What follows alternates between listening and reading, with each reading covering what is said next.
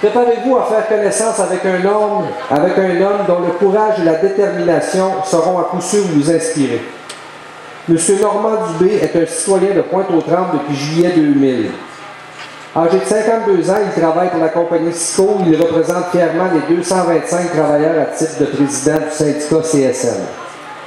Il est accompagné ce soir de son épouse Sylvie Lachapelle et il est père d'une fille de 32 ans. L'an dernier, alors que nous étions à préparer le premier relais pour la vie de la Pointe-de-l'Île, il apprenait qu'il était atteint du cancer de l'œsophage, cancer ravageur dont les chances de survie sont 20 %. Homme positif, qui ne se laisse pas abattre, il a promis à son voisin Pierre Roy, notre président du comité organisateur, qu'il serait présent au relais pour la vie 2010. Il a tenu promesse, il est ici ce soir avec nous, et sa dernière visite chez le médecin a été des plus positives. Il va faire du karaoké à partir de minuit. Écoutez, je ne suis pas capable de le tenir, il court partout, c'est de l'énergie en bord. Mesdames et messieurs, Normand Dubé va vous faire un témoignage. Merci Normand.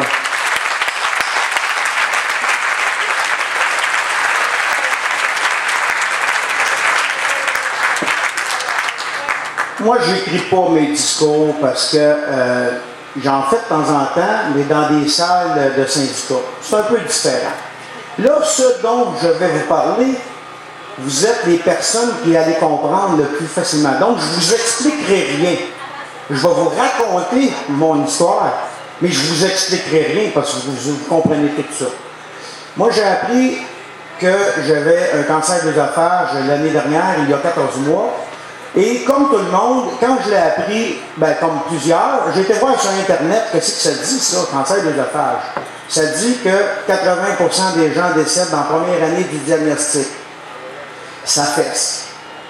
Puis, le 20%, il y en a la moitié qui décèdent dans la deuxième année du diagnostic. Ça fesse encore. Mais je me suis dit, je ne suis pas médecin et moi, je ne sais pas quoi faire pour ça. La seule chose que je vais gérer, c'est mon attitude. Il y a des gens qui me disent j'ai beaucoup de courage. Je pense pas que j'ai du courage parce que j'avais pas le choix, je ne fais pas ni dedans. La seule chose que j'avais le choix, c'est de gérer mon attitude.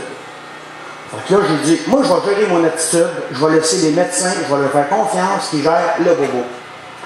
Alors, je me suis engagé là-dedans.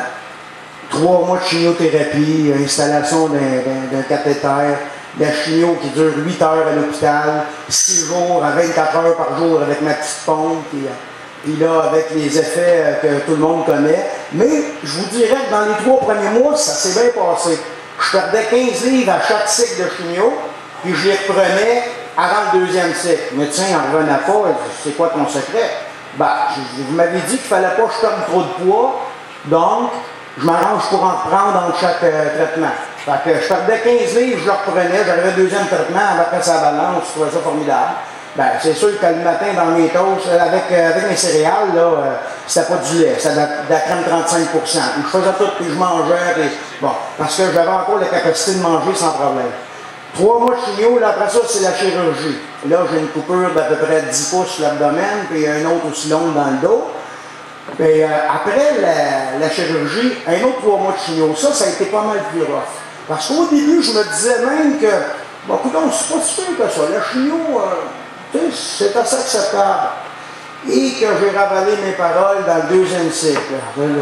Après la chirurgie, là, ça a été rough.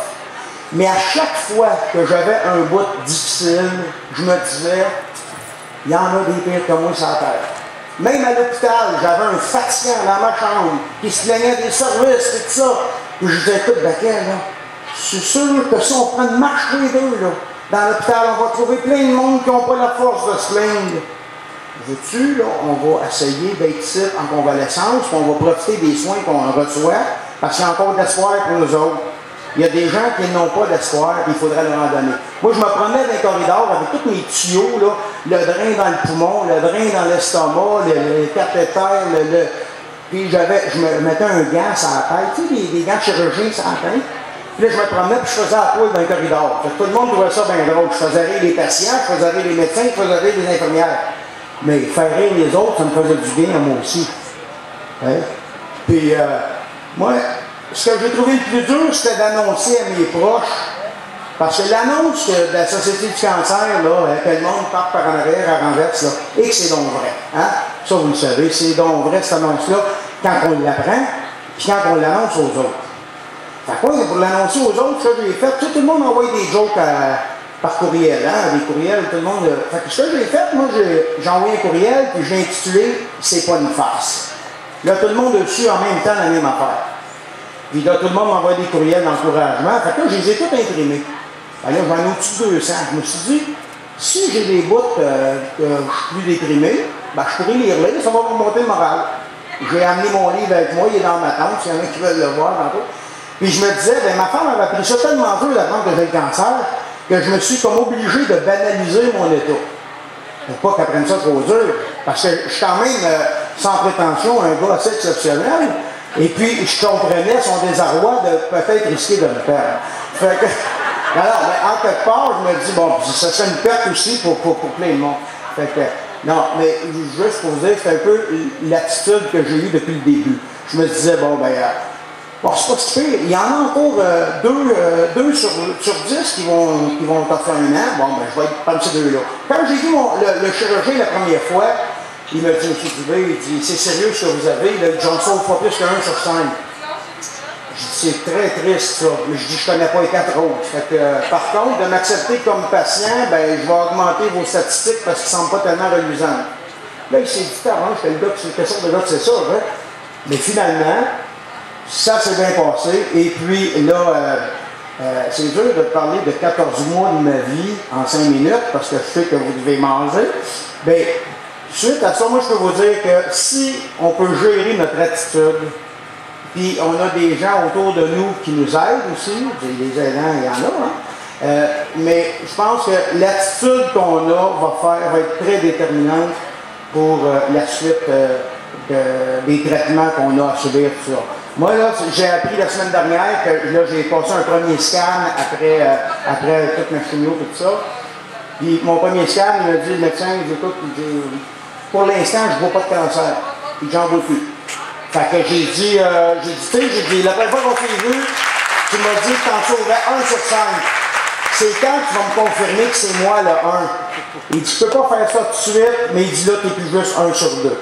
Fait que moi, je souhaite bonne chance à tout le monde qui actuellement lutte contre le cancer. Je souhaite bon courage à ceux qui aident, ceux qui accompagnent, ceux qui ont les problèmes du cancer. Et je vous dirais que, qu'est-ce que je peux rajouter de plus? Je pense que tout est là-dessus. L'attitude, si vous avez une bonne attitude, si vous êtes entouré de gens qui sont positifs, ben, je pense qu'il y a de l'espoir. Puis la médecine, elle avance beaucoup. Puis les traitements que j'ai eus aujourd'hui, puis la semaine dernière, puis dans les derniers 12 mois, moi, je pense que c'est le résultat de travail qui est fait pour ramasser des fonds, pour la recherche et tout ça. Puis, en terminant, une bonne main d'applaudissement, je pense, pour tous les bénévoles, puis ceux qui organisent des événements comme on a ce soir. Merci. Bonsoir.